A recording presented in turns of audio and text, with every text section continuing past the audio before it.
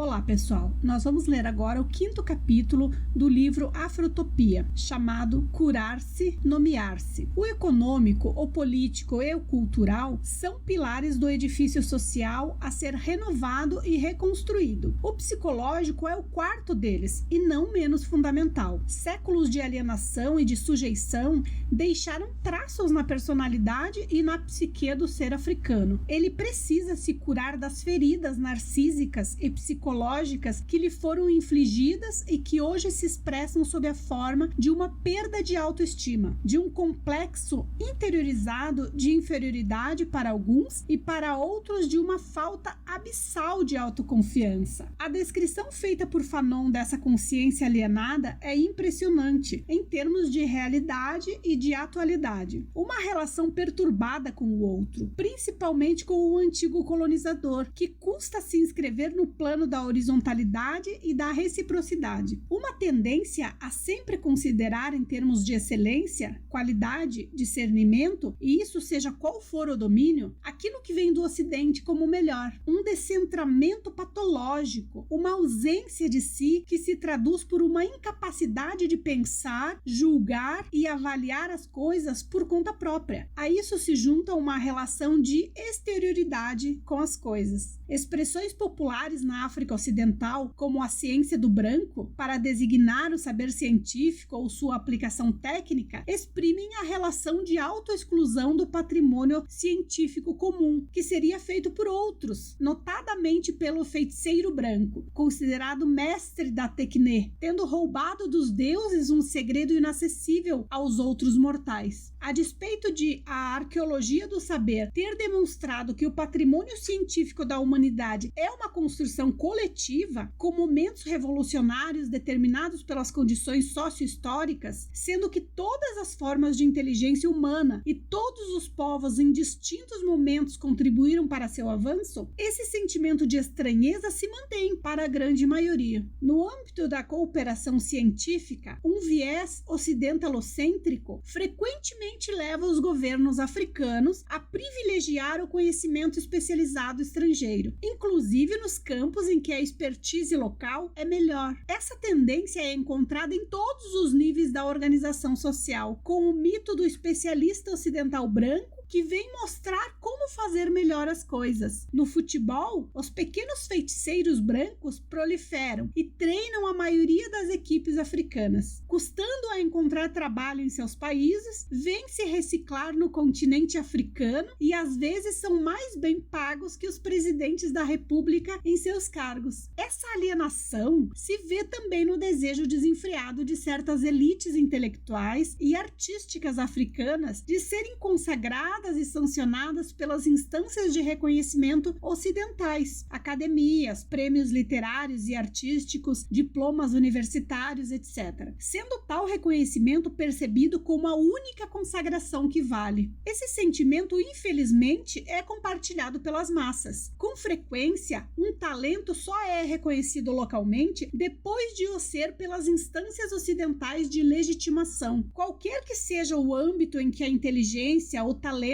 e o gênio se exprimam sob nossos céus, é preciso que passe lá por onde o sol se põe para que seja reconhecido. Coloca-se assim a questão fundamental da reconquista da autoestima e da reconstrução das próprias infraestruturas psíquicas. Quais são as condições da regeneração? Como curar o ego ferido e fazer viscerar o próprio impulso vital? Como se libertar do auto-ódio e reerguer a autoestima? Quais são os locais de cura? É preciso reabilitar as antigas formas ou criar um novo mundo? A partir de que chão buscar um novo impulso? A psicanálise nos ensina que as neuroses podem ser individuais, mas também coletivas, e se transmitir de forma intergeracional. Para Heidegger, situar-se em seu próprio ser é a condição de mudança dos mortais. Para Achille Mbembe, a música, a religião e a escrita são instâncias da cura, os locais das práticas analíticas que podem acompanhar a elevação em humanidade. Com certeza, a música e as religiões, sendo artes da participação, desempenham um papel importante nesse processo, oferecendo a possibilidade da comunhão, da catarse e da transformação do grupo em ato.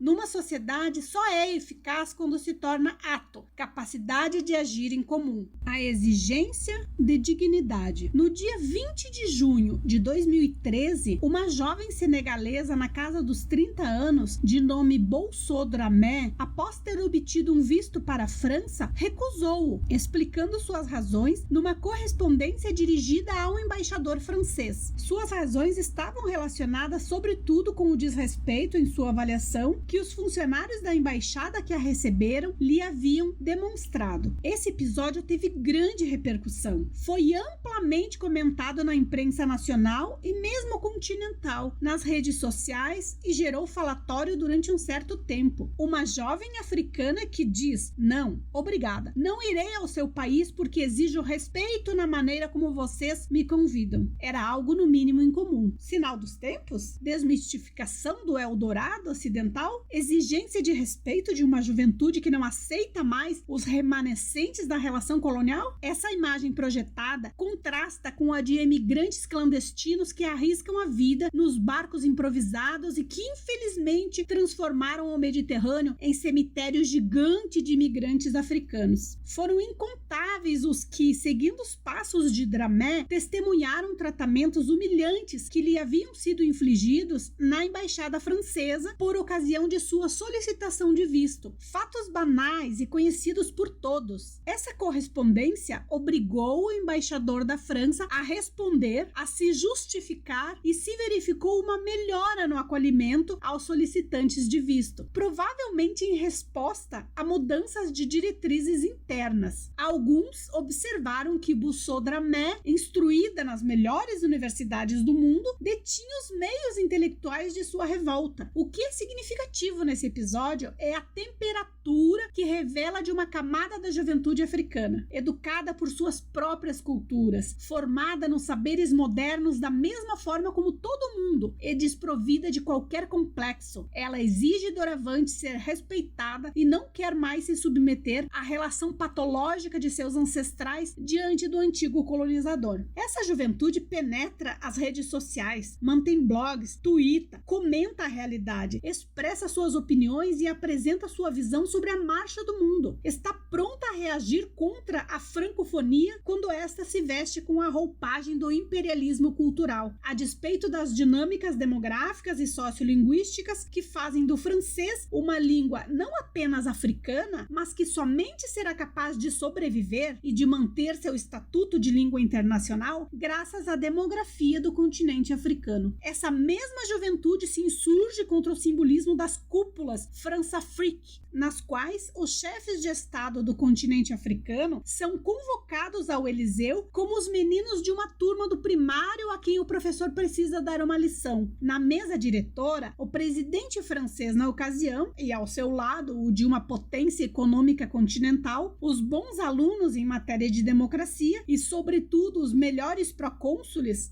aqueles que derramam mais lágrimas que as do príncipe quando este está enlutado. A assimetria fundamental se vê já no fato de que um país convoca um continente para que ele indicar a este a marcha a seguir e a maneira de solucionar seus problemas. Na última cúpula France-Afrique do Eliseu, François Hollande exigiu dos africanos que instituíssem uma força de reação rápida para fazer face a seus problemas de segurança e para que, implicitamente, a França não se veja mais obrigada a vir resolver esses problemas no lugar dos africanos. Mesmo que essas intervenções, como sabemos, sob o manto das razões humanitárias, sirvam muito bem aos interesses geoestratégicos dessa antiga potência colonial. É essa realidade lunar, reflexo de uma ausência de soberania, que a juventude africana, cujas aspirações frequentemente estão em descompasso com as daqueles que os representam, não aguenta mais. Elas exigem deles dignidade e, para tanto, o pressuposto é a autonomia política, securitária e econômica. É provavelmente na música que essa aspiração atenção ao respeito se faz ouvir mais forte. Na música de Tikenja Fakoly, em termos simples, mas eficazes, levada pela batida One Drop de um incisivo reggae de raiz, exprime-se um apelo a uma consciência africana livre e orgulhosa de si mesma, tomando o próprio destino nas mãos e colocando-se a serviço da construção do continente. No trabalho do mesmo Tiken, nota-se uma inflexão em seus últimos álbuns. A proposta neles é menos vitimista e mais voltada à autorresponsabilidade. Essa evolução é interessante. Curar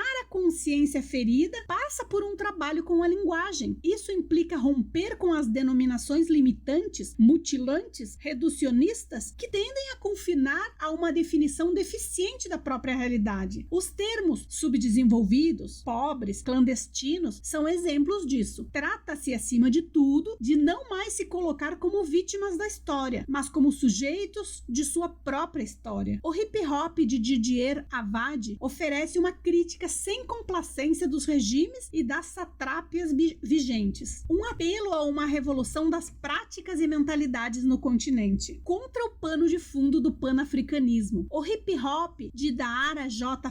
Family articula uma reflexão sobre a mobilização dos recursos culturais e civilizatórios da África para construir seu futuro. Schumann culmina, por sua vez, na arte da crônica social, decifrar a vivência cotidiana, extrair essa essência e inscrevê-la na memória coletiva. No trabalho do ganense Blitz the Ambassador, um afropolitanismo que combina urbanidade, globalidade e recursos africanos. Milhões de jovens escutam esses artistas, vibram com suas batidas e letras. Ao lado dessas figuras artístico-políticas, Mandela, Lumumba, Sankara e Nkrumah permanecem como heróis dessa juventude africana, pois são portadores de um discurso de independência, de autonomia e de autorrespeito, que esses jovens buscam em vão nas figuras contemporâneas do continente africano. O caso de Mandela é emblemático, pois, para além do triunfo sobre o apartheid, ele soube concretizar uma visão política oriunda dos recursos culturais e filosóficos de sua tradição africana. O Ubuntu, sou porque nós somos, fundando-se na essência social do indivíduo, privilegia o bem comum e o respeito à humanidade do outro. O que o levou, após a própria libertação, a rejeitar a vingança da comunidade negra discriminada durante o apartheid, chegando até mesmo ao ponto de questionar a imprescritibilidade dos crimes contra a humanidade cometidos durante o regime. Essa visão elevada da política, apesar de alimentada por uma meditação filosófica que bebeu de diversas fontes ao longo de seus anos de detenção, teve como principal seiva nutriz a filosofia do Ubuntu. A reconquista da autoconfiança passa também por uma renarração da própria história. A Unesco realizou um importante trabalho sobre a história geral da África, que tem a ambição de cobrir a totalidade da história africana desde o surgimento do ser humano até os dias atuais, atribuindo um espaço importante aos períodos pré-coloniais e anteriores ao tráfico negreiro. Já foram publicados 8 volumes, dos quais o último cobre o período que vai de 1935 até nossos dias. Esse trabalho terá por efeito ressituar os africanos na longa duração de sua memória e de sua história, a fim de levá-los a encerrar os parênteses de suas horas sombrias, notadamente a não mais fazer do tráfico e da colonização os pivôs centrais de sua longa história, milenar e complexa. Por vezes, na música, percebe-se o desejo de reencontrar o nome perdido da África, chamando-a de Gondwana, Alkebulan, Azania, Farafina. Querer reencontrar uma identidade perdida, almejar se distanciar de um nome que neste momento do ciclo histórico é conotado pejorativamente, é algo que se pode compreender. Contudo, a solução não virá de uma nostalgia do passado, e sim de se fazer tanto mais presente no melhor de si mesmo. Os seres e as sociedades são o resultado daquilo que nele se preservou de sua história e das sínteses que realizam. Os valores positivos das culturas africanas estão presentes e são persistentes. Trata-se apenas de explorar a dinâmica e os recursos morais, físicos, espirituais e criativos que englobam.